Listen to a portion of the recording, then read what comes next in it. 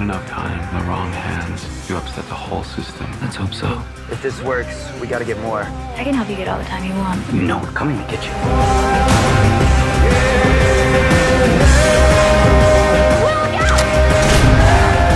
His crime wasn't taking time. He was giving it away.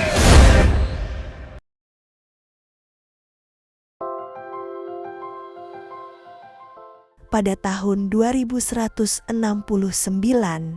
manusia direkayasa secara genetika. Mereka diberikan pengatur waktu di lengan bawahnya untuk mengatur sisa hidupnya dan segala transaksi keuangan. Hingga umur 25 tahun, pengatur waktu itu tidak berjalan. Setelah itu, mereka harus membeli waktu hidupnya.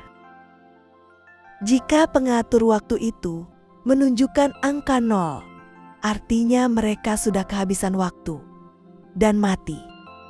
Wilayah Amerika Serikat dibagi menurut zona waktu. Dayton adalah daerah untuk orang miskin, sementara New Greenwich adalah wilayah orang kaya. Seorang pekerja pabrik muda bernama Will Salas menjalani kehidupan yang sulit bersama ibunya Rachel di sebuah apartemen kecil di Dayton. Will dan sahabatnya Borel bekerja di pabrik lokal dan dibayar harian. Namun pihak administrasi secara teratur mencari alasan untuk memotong gaji mereka karena alasan tertentu. Suatu malam, Will pergi ke bar untuk melepaskan penat setelah bekerja. Dia memperhatikan seorang pria kaya bernama Henry yang telah membeli minuman gratis untuk semua orang. Will bahkan tak sengaja mendengar seorang gadis berkata bahwa Henry punya waktu 1 abad lebih. Sayangnya, pamer kekayaan yang dilakukan orang kaya itu diketahui oleh sekelompok gangster lokal yang disebut Minutemen. Pemimpin geng Fortis mendatangi Henry dan menantangnya dalam duel yang disebut pertarungan waktu. Semua orang di bar lari kecuali Will yang bersembunyi di belakang. Henry menerima tantangan tersebut, tetapi meminta waktu sebentar ke kamar mandi terlebih dahulu. Salah satu anggota geng kemudian menemaninya ke kamar mandi. Will memanfaatkan kesempatan ini untuk mengalahkan gangster itu dan melarikan diri bersama Henry melalui pintu belakang. Mereka kemudian bergegas masuk ke dalam pabrik terdekat dan mengunci pintu. Setelah itu, Will mempertanyakan apa yang dilakukan orang kaya di tempat seperti Dayton. Henry menjawab bahwa dia meninggalkan New Greenwich karena dia telah berusia 105 tahun dan sudah lelah hidup. Dia menjelaskan bahwa orang kaya terus menaikkan pajak dan menimbun waktu yang akhirnya meningkatkan biaya hidup di ghetto. Setelah berbincang-bincang panjang lebar tentang kehidupan mereka, kedua pria itu akhirnya tertidur. Keesokan paginya, Henry bangun lebih dulu dan melakukan sesuatu yang mengejutkan. Dia memberikan seluruh waktunya kepada Will dan hanya menyisakan waktu 5 menit untuk dirinya sendiri. Ketika Will bangun beberapa waktu kemudian, dia terkejut karena mengetahui angka pada pengatur waktu miliknya telah meningkat secara signifikan. Dia kemudian melihat keluar jendela dan melihat Henry duduk di jembatan sendirian. Will menyadari apa yang terjadi. Tetapi sebelum dia dapat mengambil tindakan, Henry kehabisan waktu dan tubuhnya yang tak bernyawa jatuh ke sungai di bawahnya. Malam harinya, Will menunggu ibunya di halte bus saat pulang kerja. Namun dia tidak muncul, bahkan setelah beberapa jam. Ternyata Rachel, yang hanya punya waktu 1,5 jam lagi, tidak mampu naik bus karena ongkosnya tiba-tiba naik. Perjalanan pulang ke rumah memakan waktu 2 jam berjalan kaki, yang berarti Rachel harus berlari jika ia ingin bertemu dengan putranya lagi. Will juga mulai berlari saat dia menyadari apa yang terjadi. Setelah beberapa saat, ibu dan anak itu berpelukan di tengah jalan, namun sudah terlambat, dan Rachel secara tragis meninggal dalam pelukan Will. Sementara itu, petugas polisi yang dikenal sebagai timekeepers menemukan mayat Henry di sungai. Petugas investigasi, Agen Leon, yakin ini adalah pembunuhan dan memerintahkan anak buahnya untuk memeriksa rekaman CCTV di dekatnya. Tapi kamera CCTV tidak dapat merekam saat Henry terjatuh. Namun, mereka melihat wajah Will dalam rekaman tersebut dan berasumsi dialah yang berada di balik kejahatan tersebut. Sementara itu, Will yang hancur karena kematian ibunya ingin bersenang-senang untuk melupakannya. Dia menyewa limusin, menggunakan kekayaan barunya dan menuju ke New Greenwich. Begitu dia sampai di kota, dia menginap di hotel mewah di mana kehadirannya diperhatikan oleh seorang gadis sosialita muda bernama Sylvia. Para timekeeper juga dapat melacak lokasinya karena Will telah melintasi terlalu banyak zona waktu dalam beberapa jam. Malam itu, Will mengenakan setelan baru dan pergi ke kasino. Dia segera bergabung dengan meja poker yang diselenggarakan oleh Philip Wise, seorang pengusaha super kaya yang perusahaannya mengendalikan sistem waktu melalui bank. Sylvia, yang merupakan putri Wise, juga datang ke meja untuk menonton. Didorong oleh kehadirannya, Will mulai mengambil risiko tinggi dan bahkan mempertaruhkan segalanya yang dimilikinya. Ini ternyata menjadi pertaruhan yang sangat bagus karena Will memenangkan permainan. Dia juga berhasil membuat Wise terkesan yang mengundangnya ke pesta besar di rumahnya. Keesokan harinya, Will membeli mobil yang sangat mahal dan pergi ke pesta Wise. Sylvia sangat penasaran dengan si jagoan baru di kota itu dan mengundangnya untuk berdansa. Dia mengungkapkan bahwa dia bisa melihat dari tingkah lakunya bahwa dia berasal dari ghetto. Sylvia mengatakan bahwa dia iri pada orang-orang dari bagian negara itu karena mereka menjalani kehidupan dengan kebebasan yang sesungguhnya.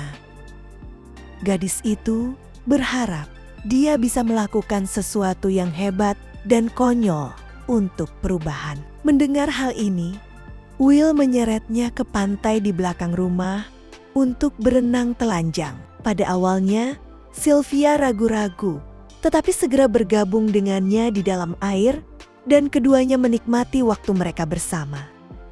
Pasangan itu kemudian kembali ke pesta melalui pintu yang berbeda untuk menghindari kecurigaan.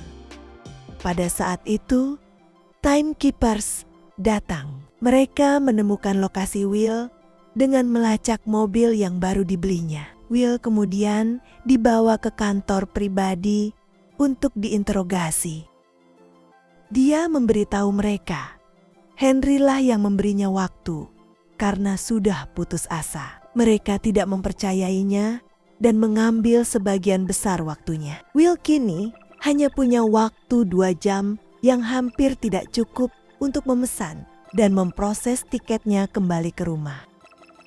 Saat itu, Wise dan Sylvia datang untuk memeriksa situasi. Will memanfaatkan gangguan tersebut untuk memukul pencatat waktu dan mencuri senjatanya. Dia kemudian menggunakannya untuk menangkap Sylvia sebagai sanderanya. dan membawanya lari melalui pintu belakang untuk pergi dengan mobilnya. Namun, sistem keamanan bisa memantau dan melakukan antisipasi darurat dengan mengeluarkan penghalang paku secara otomatis. Will yang mengemudi dengan kecepatan tinggi melindasnya. Hal ini menyebabkan kendaraan berbelok tajam dan menabrak tepi jalan. Akibatnya, Will dan Sylvia pingsan. Kemudian, mereka ditemukan oleh Fortes dan anak buahnya. Geng tersebut segera mencuri waktu gadis kaya itu. Hingga mereka mendengar timekeepers mendekat ke arah tempat itu. Mereka lalu kabur, meninggalkan Sylvia hanya dengan sisa waktu setengah jam. Ketika mereka bangun, Sylvia panik karena waktunya yang tersisa tinggal sedikit dan meminta bantuan Will. Ini pertama kali dalam hidup Sylvia bahwa dia telah kehabisan waktu. Will segera membantunya dengan membagi waktunya. Setelah itu, mereka berdua menuju ke Dayton dengan berjalan kaki. Mereka segera menuju ke pegadaian untuk menjual anting-anting mahal milik Sylvia. Tetapi mereka hanya mendapat waktu 2 hari sebagai imbalannya. Selanjutnya, mereka pergi ke telepon umum dan Will menyuruh Sylvia menelepon ayahnya. Agen Leon juga ada di sana saat itu. Will mulai mengancam bahwa dia menuntut diberikan 1000 tahun sebagai ganti gadis itu. Dia ingin tebusan itu dibagikan juga kepada timeline di ghetto dan bukan untuk dirinya sendiri. Timeline adalah suatu bentuk sistem kesejahteraan sosial di mana orang-orang miskin di ghetto bisa mendapatkan waktu dengan gratis untuk menyelamatkan hidup. Setelah panggilan berakhir, Leon memberitahu Tuan Weiss tentang situasi tersebut, tetapi orang kaya itu tampak ragu-ragu. Meskipun memiliki kekayaan yang tak ada habisnya, dia tak ingin memberikan waktunya kepada orang miskin. Di sisi lain, Will membawa Sylvia ke apartemennya, di mana keduanya menghabiskan malam bersama. Keesokan paginya, Will mengamati bangunan timeline dari jendelanya. Tetapi setelah beberapa jam, tidak ada waktu yang ditambahkan. Ini memperjelas bahwa pengusaha serakah Weiss tidak mempunyai niat untuk membayar tebusan. Sylvia sangat terpukul oleh kurangnya perhatian ayahnya. Dia tahu bahwa ayahnya menjadi kaya dengan menginjak-injak hak orang lain. Hal ini mengubah pikirannya dan memutuskan untuk tetap tinggal dan bekerja sama dengan Will. Sylvia ingin melakukan satu percakapan terakhir dengan ayahnya. Will memberinya pistol curian untuk melindungi dirinya. Sementara dia mengamati dari sudut. Saat Sylvia tengah melontarkan serangkaian hinaan kepada ayahnya di telepon, dia melihat agen Leon mendekati Will. Dia pun buru-buru keluar dari bilik dan menembak lengan agen Leon. Will kemudian memeriksa pengatur waktu Leon untuk mengetahui berapa banyak waktu miliknya. Ternyata agen Leon tidak memiliki waktu juga. Will lalu memberikan waktunya sehingga rekan kerjanya dapat menyelamatkannya. Keduanya kemudian melarikan diri dengan mobil Leon. Sementara timekeeper itu segera diselamatkan oleh rekan-rekannya. Kemudian Will menggunakan mobil pemerintah itu untuk berpura-pura menjadi timekeepers. Dia melihat seorang wanita kaya sedang berkendara menuju New Greenwich dan memaksanya untuk berhenti di pinggir jalan. Dia kemudian mencuri perhiasan dan sebagian besar waktunya sebelum melarikan diri. Setelah mereka cukup jauh dari kota, mereka menghentikan mobil untuk menonton berita dan mereka menemukan bahwa mereka sekarang menjadi orang yang dicari. Setelah itu, keduanya memutuskan untuk terjun langsung dan membantu orang miskin dengan merampok bank waktu Dutton yang dimiliki oleh keluarga Weiss. Mereka pertama-tama mencuri sebuah truk dan menabrakkannya ke bank. Di sana, mereka mencuri kapsul waktu sebanyak-banyaknya.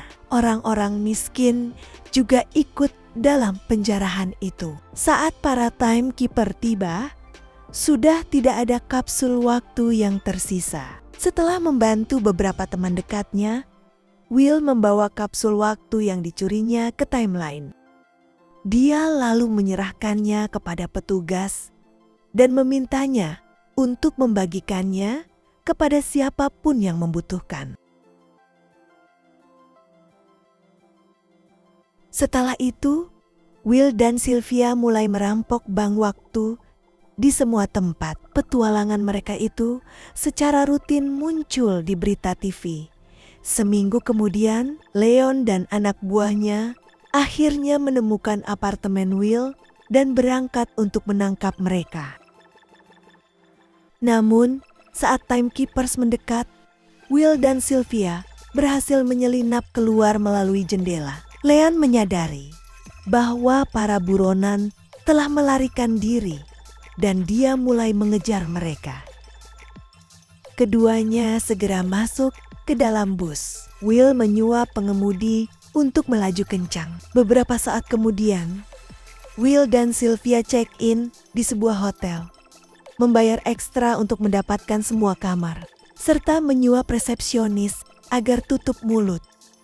Seorang tamu datang untuk memesan kamar hotel. Namun, dia diberitahu bahwa kamar penuh. Kemudian, Minutemen mulai mengancam orang-orang di jalan untuk meminta informasi tentang Will dan Sylvia. Fortes bahkan membunuh orang yang tidak bersalah untuk menunjukkan betapa seriusnya dia.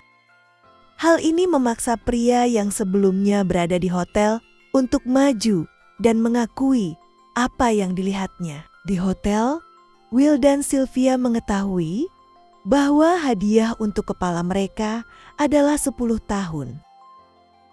Tiba-tiba, Fortes menyerbu ke dalam ruangan bersama anak buahnya dan menodongkan senjata ke pasangan itu. Gangster itu lalu mengatakan bahwa mereka sekarang dipekerjakan oleh orang-orang kaya yang dirampok Will dan Sylvia. Fortes tidak membunuh Will dan Sylvia, tapi dia menantang Will dalam pertarungan waktu. Pertarungan yang dilakukan dengan adu panco. Ini adalah kontes di mana seseorang dapat menarik waktu sebanyak-banyaknya dari orang lain tanpa membiarkan waktu mereka ditarik. Will setuju dengan tantangan ini. Awalnya, Will membiarkan Fortes menguras sebagian besar waktunya. Namun saat gangster itu lengah, ia meningkatkan intensitasnya dan menyedot seluruh waktu Fortes dalam satu gerakan. Pada saat timekeepers tiba di hotel, Will dan Sylvia sudah pergi dan Fortes sudah kehabisan waktunya.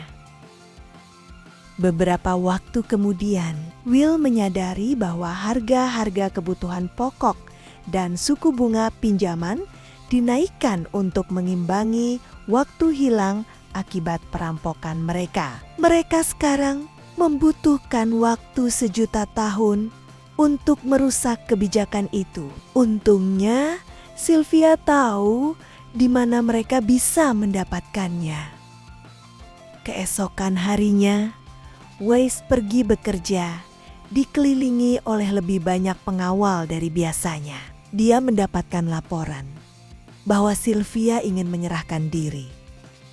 Weiss mempercayai putrinya dan menyambutnya dengan tangan terbuka. Ternyata Will menyelinap di belakangnya dan menyandra Weiss. Kemudian, Will dan Sylvia membawanya ke kantornya dan menyuruhnya membuka brankas tempat dia menyimpan kapsul berisi 1 juta tahun. Weiss mengatakan bahwa membanjiri zona yang salah dengan 1 juta tahun dapat melumpuhkan sistem. Tapi Will berkata bahwa itulah yang dia inginkan terjadi.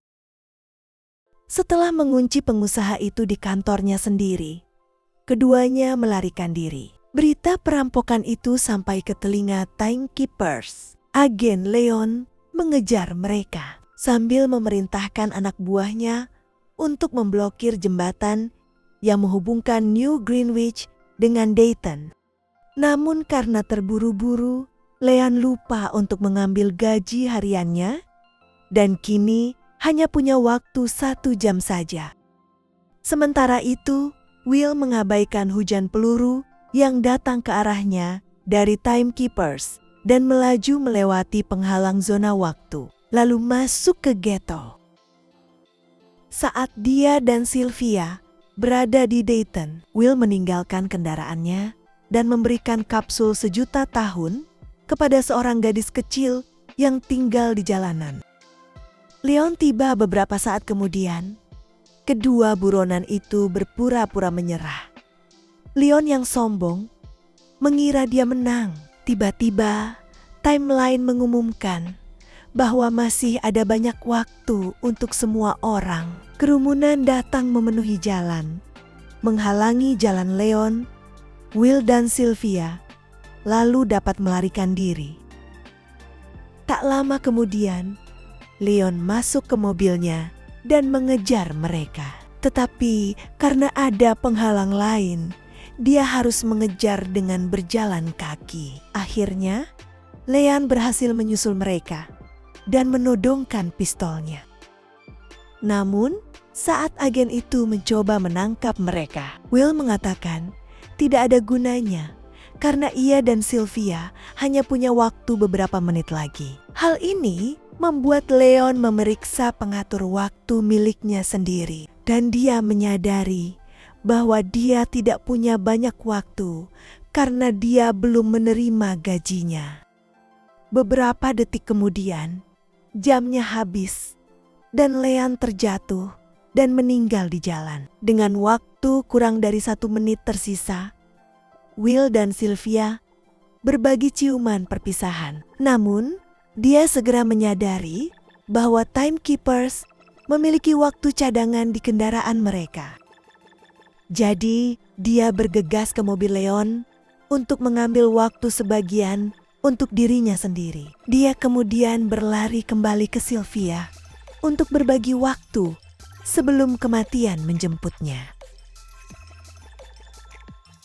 Kembali di Greenwich, Weiss menyerah dan memberitahu karyawannya untuk tidak melakukan apapun karena semuanya telah berakhir. Siaran berita di seluruh negeri menunjukkan bagaimana orang-orang turun ke jalan.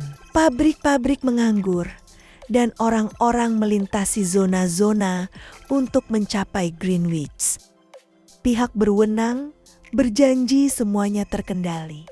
Tetapi semua orang tahu sistem akan segera runtuh. Di kantor Timekeepers, para karyawan memutuskan untuk pulang karena tidak ada yang dapat mereka lakukan. Will dan Sylvia tidak pernah tertangkap dan mereka mulai mengejar bank-bank yang lebih besar untuk mencegah sistem lama kembali lagi.